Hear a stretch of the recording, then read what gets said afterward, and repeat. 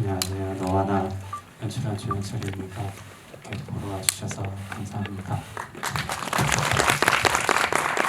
네, 너와나가 작년 부산국제영화제에서 10월에 첫 상영이 되었고 12월 달에 서울독립영화제에서 두 번째 상영이 되었고 오늘 세 번째 시간인데요. 혹시 부산이랑 서독지에서 영화 보신 관객분 계시면 우와 한 5분의 1 정도 되는 분들이 세 번째 오늘 보고 계신데 오늘 보셨는데 어떠셨어요? 세 번째 보시는데 좋아요. 좋았나요? 더 좋았어요? 네. 조현철 감독님 영화 몇 번 보셨어요? 저요? 그래서 모르겠는데 셀 수가 없는데. 어쨌든 오늘은 또 특별한 자리인 게 영화를 보신 분들은 아실 수 있을 것 같은데 내일이 이제 4월이 돼요. 4월이 몇 시간 안 남은 시점에 이 영화를 본다는 것도 의미가 남다를 것 같다는 생각이 들고 그리고 또 다음 주에 세월호를 다룬 또 다른 영화 장기자랑이 인디스페이스에서 개봉을 합니다. 많은 관심 부탁드리고 또 여기서도 행사가 있다고 하니까는 많이 찾아와 주셔서 그 영화에도 응원 보내주시면 좋을 것 같습니다. 감독님 보고 오셨죠? 장기자랑. 네, 저 두 번 봤습니다. 뭐 추천의 말 같은 거 하실 수 있나요?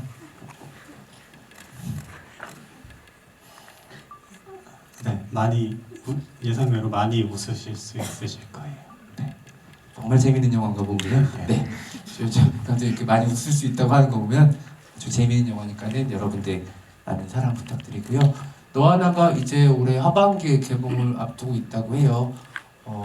많은 분들이 정식 개봉을 또 기다릴 텐데 조금만 더 기다려주시면은 관객분들이랑 더 많은 상영관에서 이 작품 만날 수가 있을 것 같습니다. 제가 조현철 감독님을 배우님으로도 굉장히 좋아하고 존경하고 같이 이렇게 관객과의 대화 자리를 해본 적도 몇 번 있었는데 단둘이 이렇게 무대에 올려진 게 처음이어서 매우 불안하고 매우 고통스럽고 매우 설레기도 하고 복잡한 마음이 듭니다. 네, 오늘 말씀 많이 하실 거죠? 네, 네. 이게 좀 망한 것 같아요. 저 오늘 망한 것 같아요. 네, 어쨌든 저도 이 영화를 부산국제영화제에서 처음 봤는데 부산에서 처음 보신 분들 아마 비슷한 감상이셨을 것 같은데 되게 오래 갔어요. 영화에 대한 어떤 잔상들이 굉장히 오래 갔고 영화 보고 난 지 몇 주가 지나고 나서도 어떤 장면들이 좀 불쑥불쑥 떠오르기도 해가지고 저한테는 좀 안 까먹어지는 꿈 같은 영화기도 해요. 되게 복잡하고 아름답고 마음도 아프고 그러면서 되게 어떤 부분에서 해소가 되는 부분도 있었던 되게 영화적인 체험이었다는 생각이 들어요. 그리고 사실은 저도 이제 40대다 보니까는 10대들의 이야기를 10대 분들이 어떻게 볼지도 영화 보자마자 되게 궁금해지더라고요.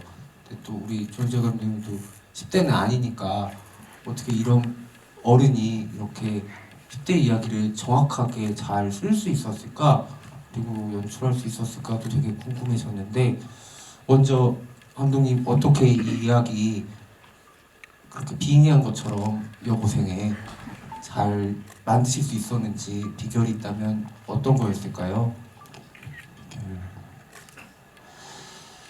일단 뭐 제가 애새끼라 가지고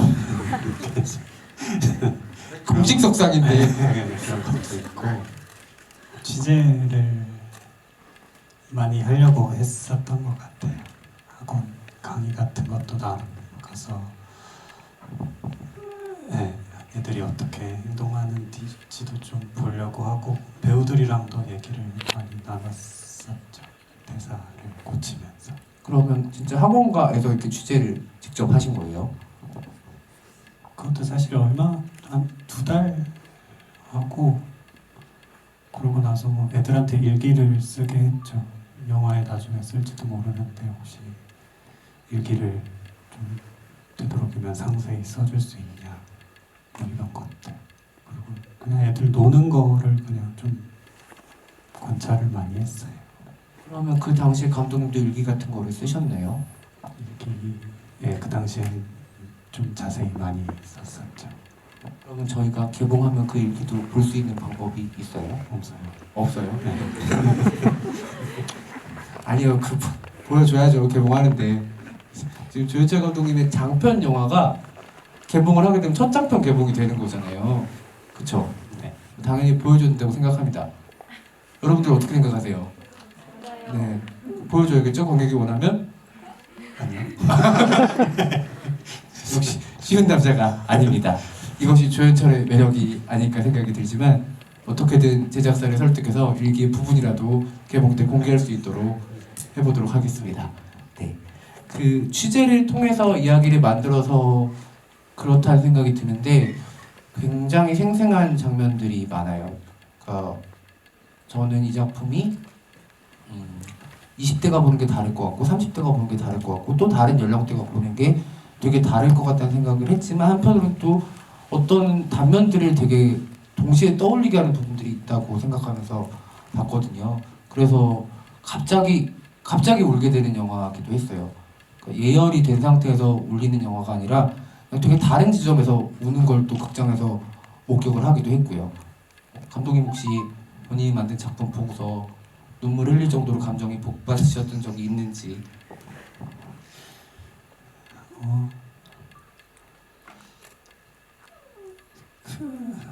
그렇게 네 울었던 것 같긴 한데 근데 지금 제 상태가 어떠냐면 약간 이게 영화에 완전히 빠져 있다가 제가 한 6년, 7년 빠져 있다가 지금 막 나와서 취한 게 깬 상태인 것 같아요. 그래서 되게 얼마 전에 저기 해외 영화제 가서 영화를 다시 봤는데 좀 손봐야 될 부분들도 이제 좀 보이더라고요. 그래서 그 쓸 당시에는 되게 엄청 취해서 많이 울었던 것 같은데 지금은 좀 거리감이랄지 좀 지금 이 순간도 좀 멍한 것 같아요. 잘 무슨 말을 해야 될지 잘 모르겠어요. 왜 저는 이런 자리에 이렇게 취해 있을 때 했으면 좋았을 것을. 그 해외 영화제 반응은 어땠어요? 해외 관객들 어떻게 보던가요? 글쎄요, 그냥 스치듯이 갔다 와서 근데 네 이걸 아시는 분들은 좀 깊이 이입을 해서 보시는 것 같긴 하더라고요. 근데 대부분 그러니까 한국 관객들이 느끼는 것만큼 그런 어떤 반응을 느끼지는 못했던 것 같아요. 네. 혹시 해외 관객들은 어떤 질문을 하시던가요? 갔다 온 지 얼마 안 됐잖아요. 제가 요새 잘 까먹고 살아가지고 그때 한국계 여성분이 계셨는데 질문은 기억 안 나고 질문을 하시면서 울먹이던 게 약간 기억이 나요. 질문이 뭐였는지는 기억이 잘 안 나요. 요즘 조연철 말 엄청 잘한다고 저한테 했던 분들 이 자리에 계시는데 이따가 끝나면 해명 일단 좀 부탁드리도록 하겠습니다. 제가 오늘도 사람들 많이 있는데 오는 게 좀 오랜만이에요. 그래요? 오랜만이고 그렇다고 저희 관객분들이 고개 숙이고 있을 수는 없잖아요. 서울 자체도 오랜만에 왔고 오늘 또 밤매다 왔거든요. 다시 하 심으셨어요? 네. 지금 좀 많이 떨리네요. 네, 괜찮습니다. 우리 떨지 말고 편안하게 이야기를 같이 나눠보면 좋을 것 같아요. 저기 부지영 감독님도 계시네요. 네, 머리가 노래서 금방 알아봤습니다. 네. 어쨌든 너하나가 부산국제영화제도 공개되고 엄청난 화제작이 되었었어요. 그거는 조현철이라는 사람이 가지고 있는 스타성을 제외하고서도 많은 부분들이 보는 사람들의 감정을 건드렸기 때문이라고 생각을 하는데요. 아마 오늘 처음 보신 분들도 되게 알쏭달쏭하게 어떤 감정들을 가지고 좀 가실 것 같거든요. 보는 사람에 따라서 굉장히 달라지는 영화고 보는 사람의 상태에 따라서 달라지는 영화 같기도 해요. 저는 많은 분들 비슷한 장면에서 저랑 비슷한 장면에 우신 분들도 계실 것 같은데 저는 학생들 여행 가기 전날 스케치 장면에서 거의 통곡을 하면서 울었던 것 같아요. 혹시 거기서 오열하신 분 계세요? 몇 분 계시는군요.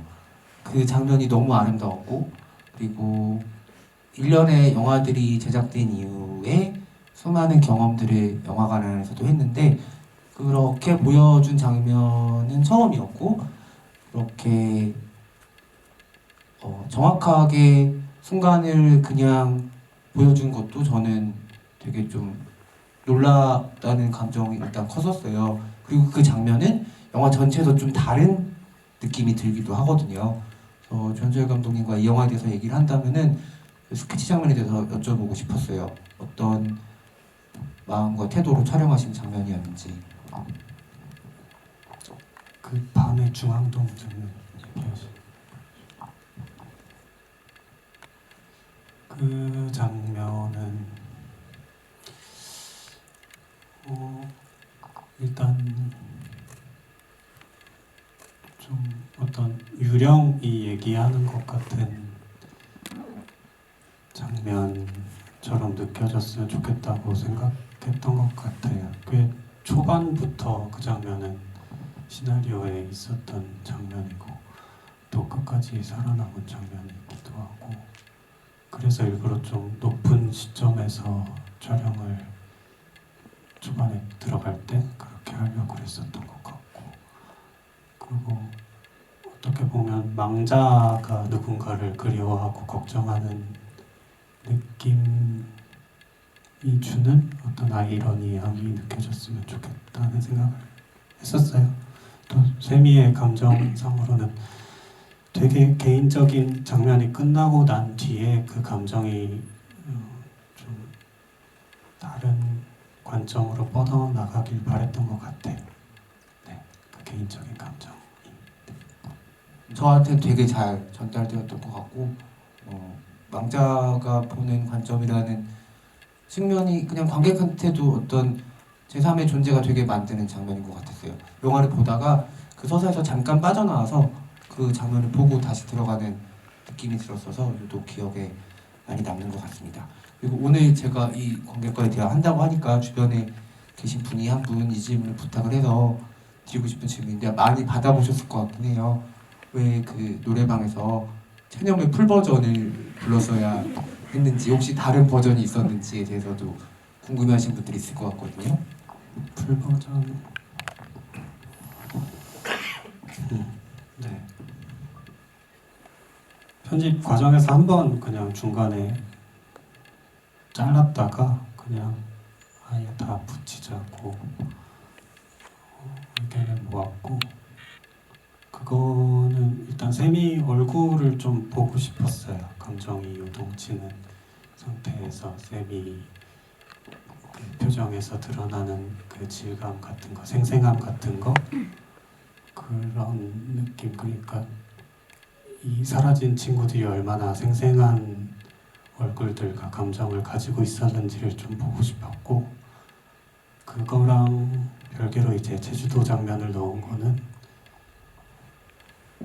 그냥 애들이 그것도 역시 제주도에 있는 걸 보고 싶어서 그렇게 좀 약간은 좀 촌스러울 수도 있고 통속적일 수 있는 방법으로 영화 중간에, 거의 진짜 딱 러닝타임 딱 중간이거든요.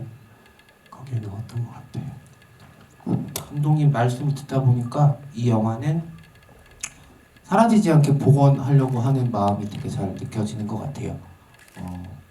아까 제가 이 영화가 잊혀지지 않는 꿈 같다고 제 감상을 말씀을 드렸었는데, 감독님이 어떤 것들을 잊지 않겠다는 좀 강한 의지가 많이 화면 안에 숨어 있었다는 생각이 드네요.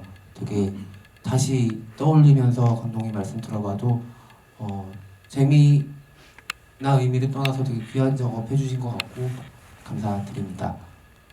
그래도 꿋꿋하게 대답해주시고 있는 우리 조현철 감독님께 박수 한번 부탁드릴게요. 제 가족도 아닌데 자랑스럽네요. 아까 초반에 비해서 말씀도 많이 해주시고 마음이 많이 놓입니다. 오늘 관객분들 어떻게 보셨는지도 좀 궁금하실 것 같아서 이제 관객분들 같이 이야기하면서 편안하게 진행을 해보면 어떨까 해요.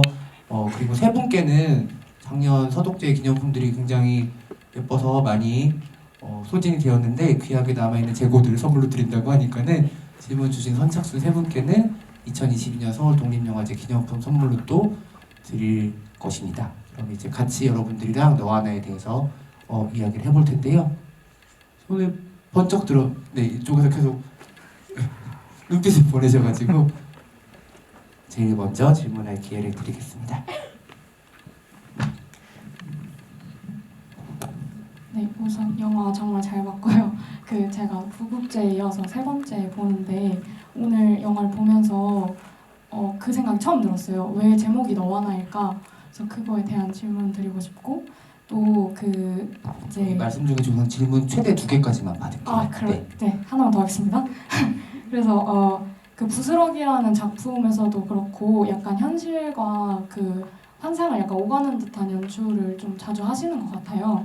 그래서 이번 작품에서도 마지막에 계단에서 누가 이렇게 종이를 불태워 보내고 그리고 사라진 세미가 나오잖아요. 그래서 그런 장면이 좀 인상 깊었는데 그런 어떤 환상과 현실을 좀 오가는 듯한 장면을 연출하실 때 좀 염두에 두는 것들이 있는지 궁금합니다. 너와 나는 얘기하자면 근데 아주 예전에 친구한테 너와 나라는 만화가 있다 라는 얘기를 들었을 때 그냥 그 제목이 계속 마음에 남아서 언젠가 뭐 영화를 찍게 된다면 이거를 제목으로 가져와서 찍고 싶다고 생각했던 것 같네요. 네. 되게 너무 옛날이라서 근데 그랬던 것 같고 충문을 태우는 장면이나 뭐 그런 것들은 일단은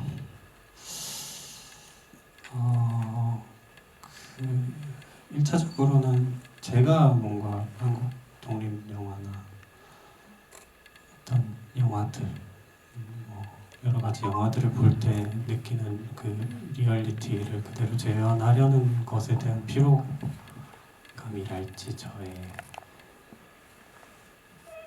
그런 것들의 흥미를 제가 잘 못 느꼈던 것 같고 그냥 계속해서 이거에 대해서 의심을 하고 뭐라 그래야 되죠? 경계를 좀 희미하게 만들고 싶어 하는 것 같아요.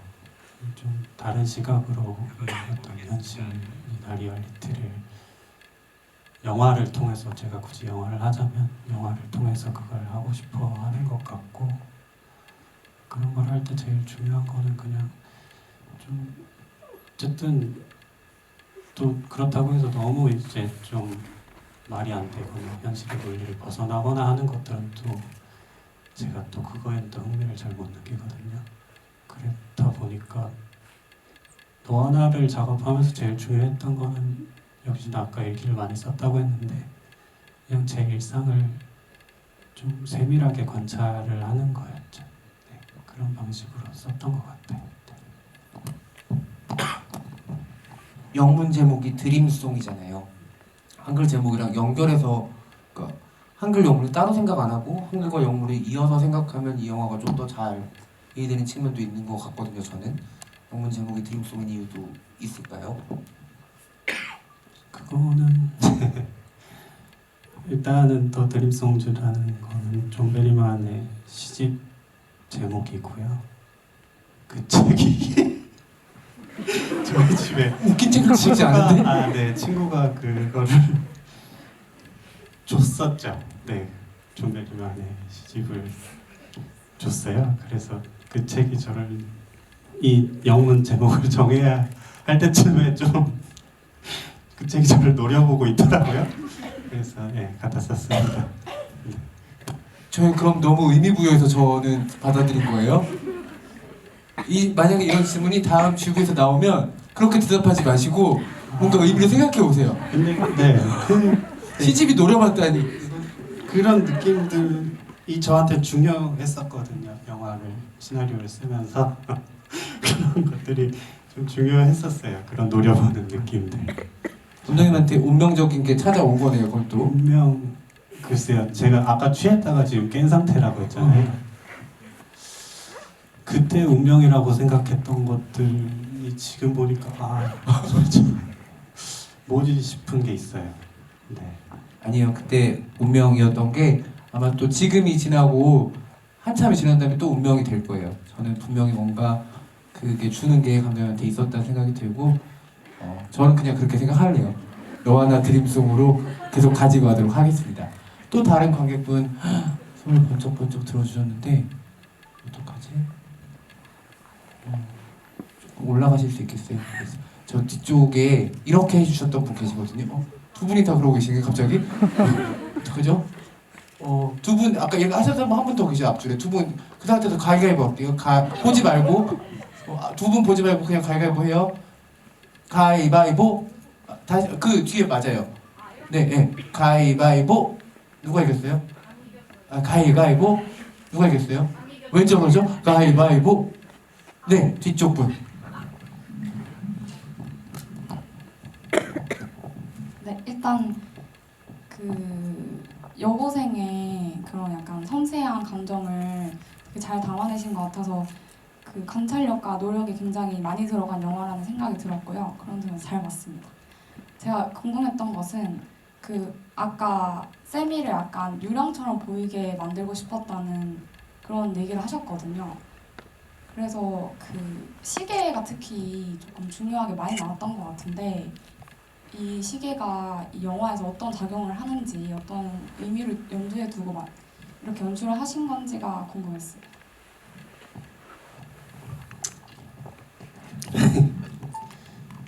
시계는 저희가 의도했던 것보다 제가 느끼기에 그냥 보여지는 이미지가 좀 반복적으로 등장하다 보니까 관객 보시는 분들한테 좀 의미가 더 세게 남는 것 같아요. 그래서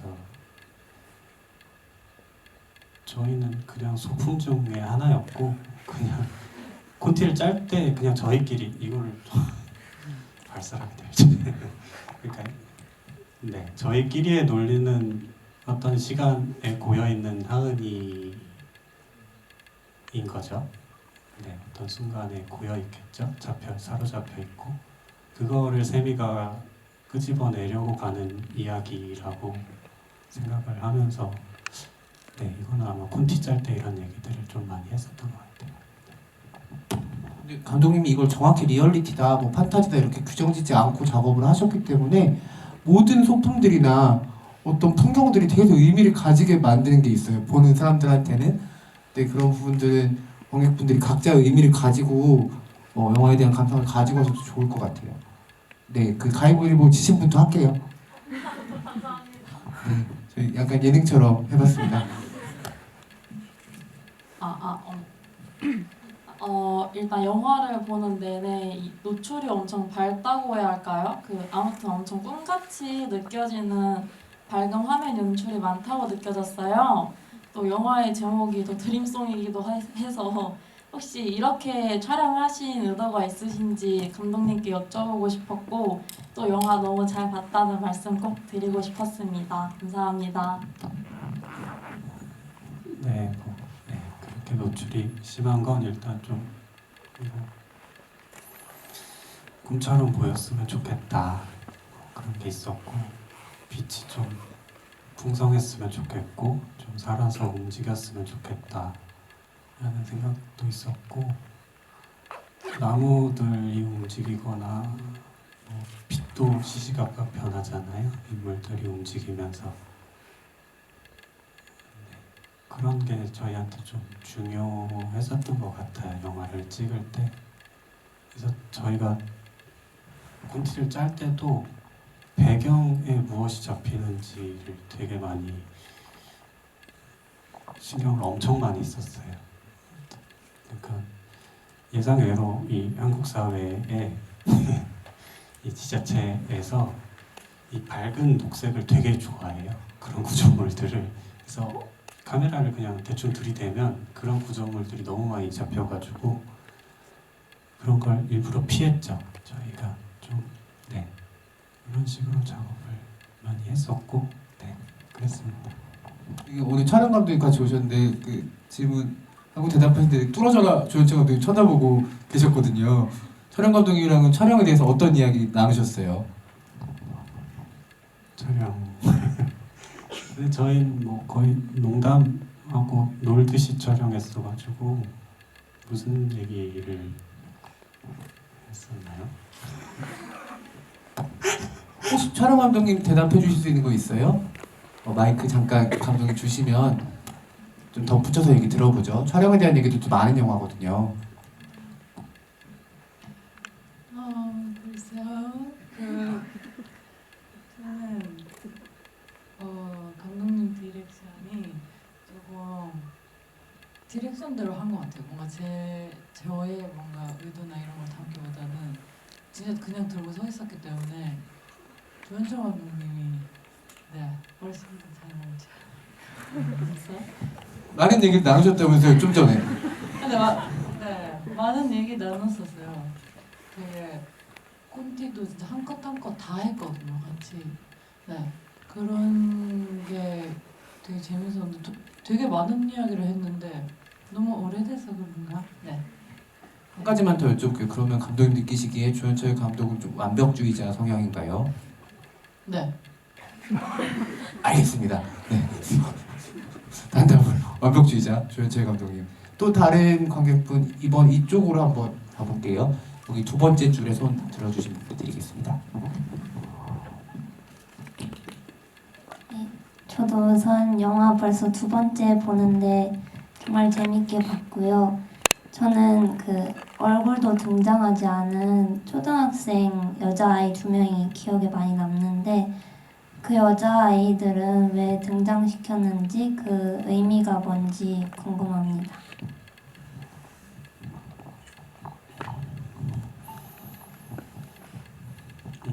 제가 시나리오 쓸 때 안산에 자주 갔었는데 그 사고가 있은 후에 그 공간들이 주는 느낌이 엄청 가보셨신 분들은 느끼셨겠지만 엄청 시적인 분위기가 그냥 있거든요. 어쩔 수 없이 느껴지는 그런 시적인 분위기가 있는데 그때 그 학교 앞에서 초등학생 두 명이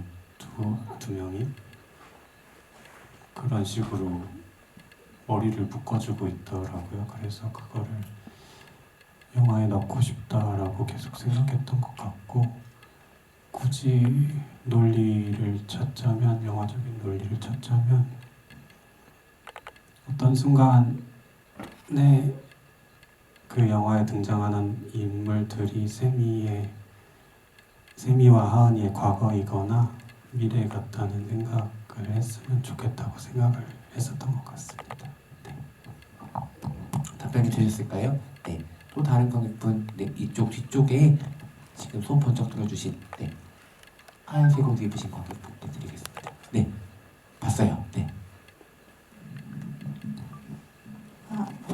안녕하세요. 영화 정말 잘 봤고요.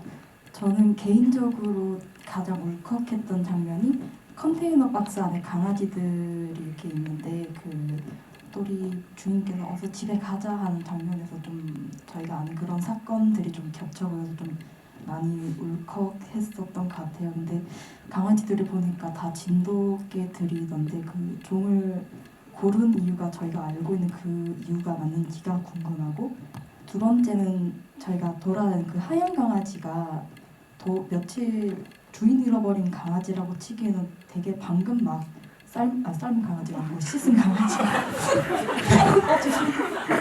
막 방금 샤워한 그 되게 뽀송뽀송한 강아지처럼 되게 깨끗해. 죄송해요. 제 실수 중에 굉장히 큰 실수를. 그렇게 되게 깨끗해서 주인 잃어버린 강아지 같지가 않고 또 오히려 좀 비정상으로 느껴져서 유령처럼 보였거든요. 다른 분들 질문 듣고 혹시 이건 좀 개인적인 강아지나 그런 동물들도 영혼이 있다고 믿으시는지 그거에 대해서 좀 하얀 강아지 보니까 좀 그 영화 전체적으로 그게 유령 같다 이런 얘기 들으니까 좀 제가 질문을 들으면서 그런 생각이 들어서 두 가지가 궁금했습니다.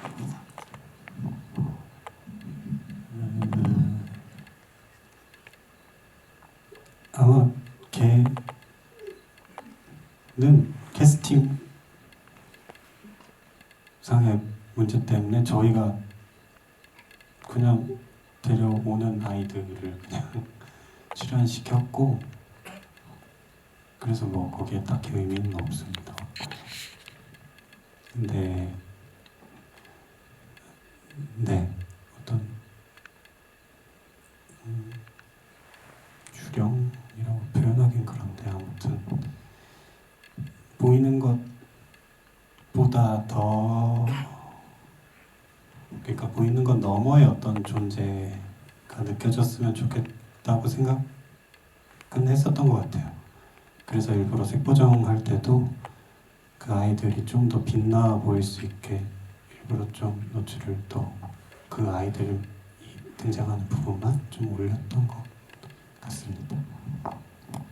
동물에게 영혼이 있다고 믿으시죠? 영혼이요? 저희가 영혼이 있나요? 무서워요. 왜 그래요 갑자기 또. 동물을 사랑하시잖아요 근데 그쵸? 네, 네. 네. 네. 근데 집에 고양이들의 영혼은 영혼이 뭔지 모르겠네요. 그럼 집에 고양이들과 대화는 대화는 하죠. 네 영혼이 있습니다. 또 다른 관객분 네 여기 세 번째 쪽에 손 조금만 들고 계셔주세요. 위에서 내려오고 계셔서 고양이들은 건강하죠 감독님? 네, 잘 뛰어요. 네. 안녕하세요. 영화 잘 봤습니다. 그 크레딧에서 박종원이라는 이름을 본 것 같은데 혹시 그 배우님이 맞는지 궁금하고, 그리고 선생님 박준신 그 캐스팅 비화도 알려주시면 좋을 것 같아요.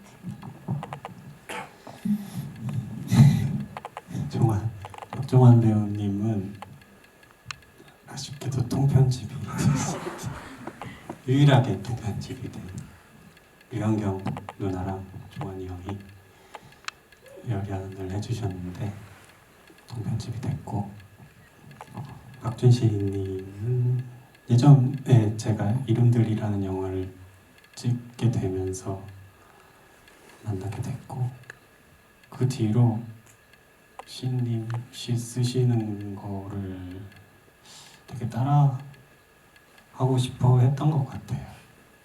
그랬던 것 같고, 생각해보니까 이름들이라는 영화에도 영향을 좀 받긴 했죠. 이 영화가 어쨌든 그 영화도 시인의 하루를 그린 영화이기 때문에 하루를 어떻게 시적으로 구성할지에 대해서 자주 떠올려 봤던 영화이기도 하고, 박준신님은 그렇게 그런 인연으로 출연을 하게 됐고, 영화엔 다 안 나오지만 시인님이 한 15분 정도 물리학 강의, 10분인가 10분 정도 제가 안 큰 거 그냥 봤거든요. 듣기 좋아서 장면이 좀 아름다운데 부럽죠? 저만 부러워서. 저는 그건 부러워요. 괜찮습니다. 네. 그 시 얘기가 계속 나오네요. 시집이 영향을 제목에 준 것도 있고, 그리고 시인과의 인연도 그렇고. 혹시 조연철 시인도 기대해봐도 되나요? 아니요. 시 쓰고 있는 거 있으세요? 일기장 같은데? 네? 있죠. 일기장에 시 썼죠. 그 일기장 공개하면 시 공개되는 거죠. 아, 저희 시도 볼 수 있습니다, 여러분. 대본만 기다려주시면 조연철 시인의 시를 저희가 만들 수가 있고요. 지금 남이 뭐 하는 거 되게 재밌었는데 자기 거 아무것도 안 보여주려고 하는데 사람이 그럴 수는 없습니다. 관계성이라는 게 있으니까 저희도 조연철 일기 속의 시를 꼭 보고야 말겠습니다. 하나만 마지막으로 여쭤볼게요. 시 쓰셨죠? 네, 기대하고 있겠습니다. 또 다른 관객분, 네, 바로 뒤쪽에.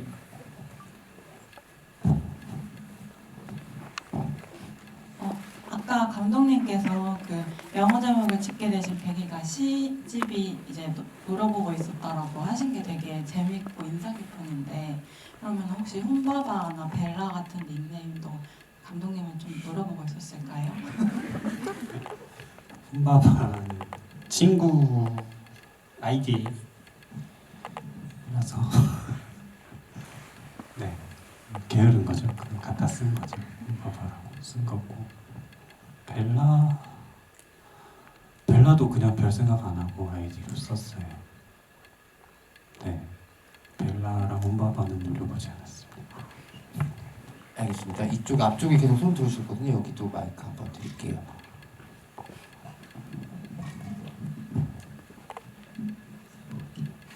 먼저 겨울에 이 영화를 처음 봤는데 만개하는 봄에 또 이 영화를 보게 되어서 굉장히 잘 봤고 감사합니다. 개인적으로 간편한 질문인데 영화 중후반에 게임 방신에서 혹시 지혜 선생님 옆에 계신 분이 조연철 감독님이 맞는지, 만약에 맞다면 시나리오 작성 때부터 첫 장편 연출작을 위해서 등장하고 싶다고 생각하셨는지, 아니면 현장에서 즉흥적으로 결정이 된 건지 궁금했습니다. 네, 제가 맞고요.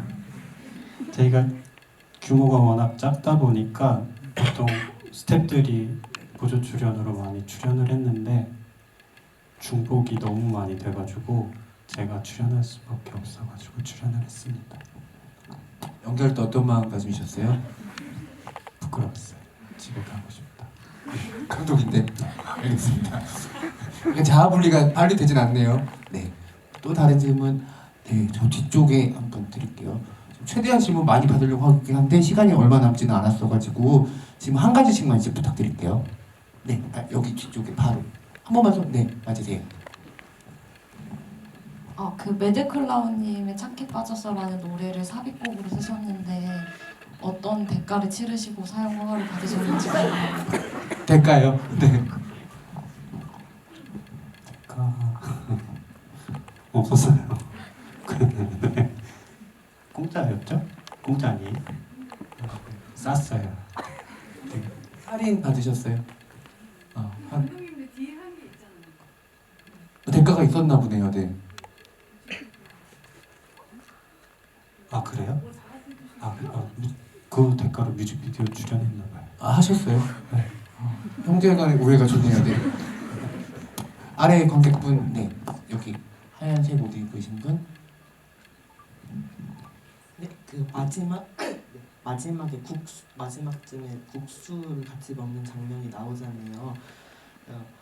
원래 잔칫날, 결혼식 날 같은 때 국수 먹으면서 길게 오래 살아라라는 말 많이 하는데 그런 마음으로 넣으셨는지, 또 원래는 그 슬라이드가 아니고 제면기 쓰실 생각이라고 GV에서 들었었는데, 그러면 국수를 만드는 장면을 넣으실 생각이었는지, 무언가를 만드는 행위를 하고 싶으셨는지 좀 궁금했습니다.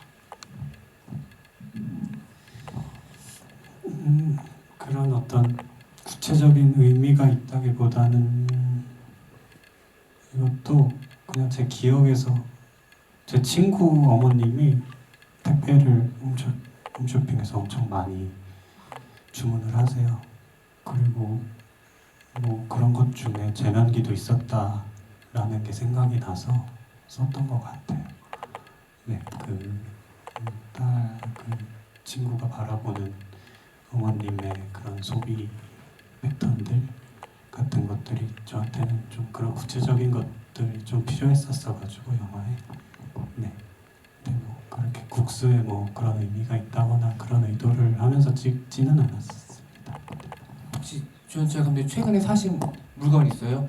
홈쇼핑이나 아니면 택배로 받으신? 어제 홈이 있었어요. 홈이 밭 때문에. 파가 가장 중요하네요 요새. 알겠습니다. 파농사 규모가 어느 정도 되나요? 두 개 정도 채웠어요. 쉽지 않은데 그렇죠? 쉬웠어요. 조금 해가지고. 알겠습니다. 언제 좀 잘 수확하시면 개봉할 때 관객들도 좀 나눠주시고 그러면 좋을 것 같습니다. 네, 한 두 분 정도 받을 수 있을 것 같은데 이쪽에 가운데 앉으신 반팔 입으신 분께 드릴게요. 네, 옆에서 마이크 좀 전달해 주시면 좋을 것 같은데, 그럼 여기 아쉬우셨으니까 질문 여기 제 앞에 분 하시고 넘겨드릴게요. 네, 네. 그래도 한숨 쉬지 마세요. 저는 시나리오를 현재 전공을 하고 있는데요. 그래서 꿈이 상상이랑 현실의 요소를 혼합하시게 되시면서 이야기를 쓰실 때 주제를 전달함에 있어서 약간 어떻게 해야 될지 약간 고민하셨던 부분이 있었을지 궁금해서 네, 궁금합니다. 글을 쓰실 때 약간 힘들으셨던 점? 네, 그 마이크를 안쪽으로 좀 전달해 주시면 감사하겠습니다.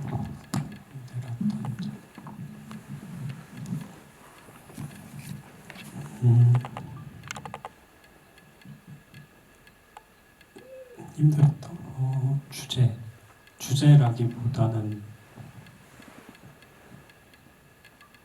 그냥 사랑한다는 말을 하는 거죠. 근데 지금 다 깬 상태에서 보니까 굳이 영화를 찍어가면서까지 그냥 평소에 하면 되는데 그런 고민은 있죠. 왜 굳이 영화를 이것들을 다 하면서 해야 될까라는 고민들. 특히나 이번에는 제가 좋아하는 사람들이랑 애정을 가지면서 했지만 이걸 상업에서 이런 걸 또 할 왜 해야 될까라는 생각들을 좀 하죠. 그러니까 돈벌이 이상의 일을 제가 에너지를 쏟아가면서 해야 되나? 그 시간에 산이나 더 가고 나무나 보고 그러면 될 텐데 라는 생각을 좀 하고 있고요. 그리고 이게 어쨌든 하루 동안 일어나는 일이고 큰 사건이 있으면 또 이상하잖아요. 또 너무 일상적이기만 하면 지루하고 그래서 그 사이에 어떻게 좀 이거를 밸런스를 맞춰야 될까 좀 생각을 많이 했었던 것 같아요. 아마 이 영화를 만드는 당시 그리고 조현철 감독님 6, 7년간 이 작업을 푹 빠져 있었잖아요. 그게 아마 그때 조현철에게 너무 필요한 작업이었을 것 같아요. 지금이야 이렇게 헤어진 연인 얘기하는 것처럼 얘기하지만 곧 그리워질 거라 생각이 듭니다. 개봉 전까지 그 마음 잘 회복하셔서 그때 만날 모더레이터한테는 잘해주세요. 이쪽 질문 부탁드립니다. 네, 영화 감상이 잘 봤습니다. 두 번째 보니까 그 이제 유리컵이 유독 저를 노려보더라고요. 그래서 처음에는 엄청 흔들리면서 떨어질 것 같이 요동 쳤는데 떨어지지 않고, 근데 나중에 또 하은이 혼자 있을 때 잔잔하게 있을 때 똑같이 이제 그 겨우 그 테이블 위에 반쯤 놓여져 있잖아요. 근데 그걸 쳐다보고 있고 똑같이 이것도 소품이라서 쌤에 대한 기억을 하는 건지 유리장이 궁금합니다.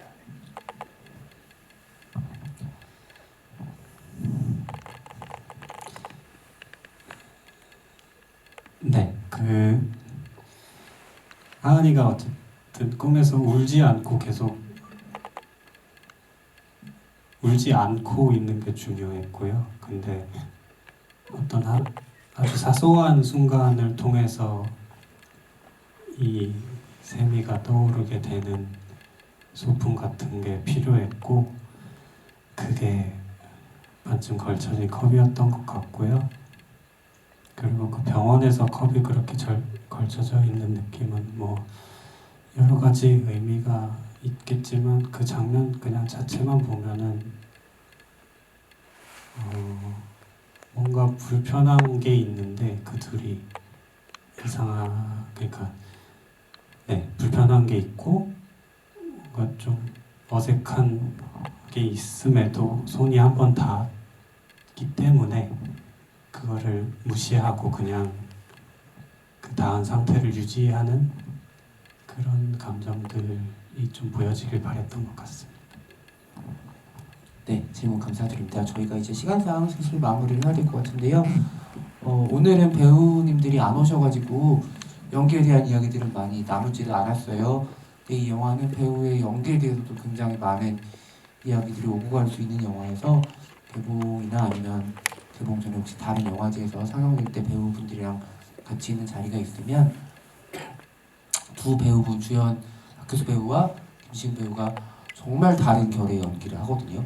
굉장히 흥미로운 화학작용이 여러 군데서 보이고 각각이 떨어져서 연기할 때는 둘도 없는 사이인 것 같지만 되게 단독자로서 씬을 장악하는 배우들이기도 해요. 그래서 그런 배우들에 대한 이야기들도 여러분들 많이 나눠주셨으면 좋을 것 같고요. 그때 또 연기자로서 일가를 이룬 조연철 배우가 감독으로서 여성 배우들의 연기 디렉션을 할 때 어떤 섬세한 과정들이 있었는지 그건 또 천천히 나중에 함께 들어보시면 너 하나를 더 폭넓게 이해하는 방법이 되지 않을까 생각이 듭니다. 오늘 많은 분들이 영화에 쓰였던 되게 사소한 부분들에 대해서 질문을 주셨어요. 근데 그만큼 이 영화가 그렇게 되게 섬세하게 어떤 구석들을 들여다보는 영화에서 저는 그런 거라고 생각을 해요. 그리고 그거는 아까 감독님 처음에 얘기해 주신 것처럼 본인의 일상을 계속 관찰하고 그걸 또 일기로 쓰고 가끔 시를 쓰기도 하고 이러면서 되게 조금씩 퍼즐을 한 15,000피스 정도의 퍼즐을 맞춘 영화 같아요. 그렇게 완성된 영화이기 때문에 그 작은 퍼즐 하나가 어떤 관객분들 눈에서 보이는 것 같아요. 그래서 감독님 정말 크게 의미가 없었다, 의도가 없었다라는 거는 그 순간이 아마 조연철 감독님 굉장히 큰 의미였을 것 같아요. 그래서 그런 것들을 영화 보시면서 차근차근 발견해 주시면 좋을 것 같고 저는 무엇보다 이 영화가 드디어 첫 장편을 내놓은 감독 조연철의 굉장히 뜨거운데 굉장히 아름다운 영화로 기억이 될 것 같다는 생각이 들어서 영화 개봉 때까지 오늘 인디 피크닉까지 찾아와 주셔서 3월의 마지막 날에 4월을 앞두고 영화를 봐주신 관객분들이 큰 응원을 보내주셨으면 좋겠고 여러분들이 뜨거운 사랑을 보내주셔야 우리가 또 조연철 감독님을 이렇게 감독님으로 관객과에 대해서 만날 수가 있으니까는 여러분들 많은 애정을 개봉 때까지 보내주시면 감사하겠습니다. 조연철 감독님, 네, 이제 감독님 제일 좋아하는 마지막 인사를 할 시간이에요. 네, 보러 와주셔서 감사합니다. 안 돼. 그렇게 끝낼 수 없어. 내가 이렇게 길게 말했는데 지금. 다들 피곤하실 거예요. 그래서 빨리 가시는 게 좋지 않을까. 너무 고생하셔서 보고요. 들어주셔서 감사하고 여러분 극장에서 만약에 기회가 된다면 극장에서 많이 봐주셨으면 좋겠습니다. 감사합니다. 이제까지 함께해 주신 관객분들 너무 감사드립니다. 조심해서 들어가세요.